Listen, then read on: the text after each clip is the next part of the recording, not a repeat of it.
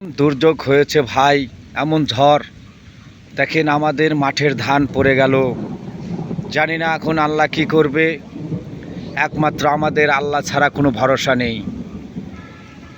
আমাদের আল্লাহ ছাড়া বাঁচানোর মতো কেউ নেই। আমাদের মহান রব্বুল আলামিনের কাছে অনুরোধ, আল্লাহ তুমি যা করেছো, যা রেখেছো এখনও, তাও মানুষ হয়তো কিছু না কিছু তোমার দয়ায় হয়তো পেতে পারে।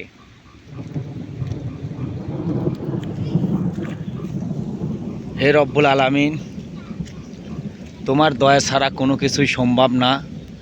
এখনও আকাশে অনেক মেঘ, কিছুক্ষণ আগে ঝড় হয়ে গেল এবং অনেক শিলাবৃষ্টি।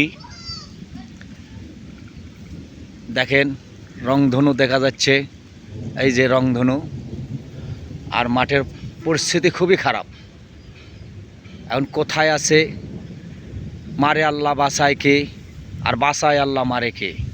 তো একমাত্র আমাদের মহান রব্বুল আলামিনই বাঁচাতে পারে।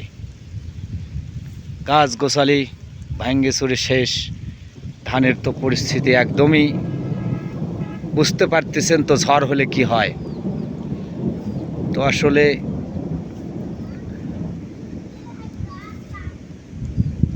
মেঘের এখনও কাটেনি।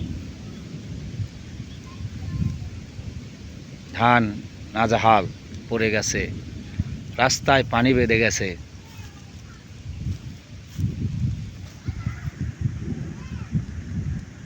তো আপনারা সবাই দোয়া করবেন ভাই। আমাদের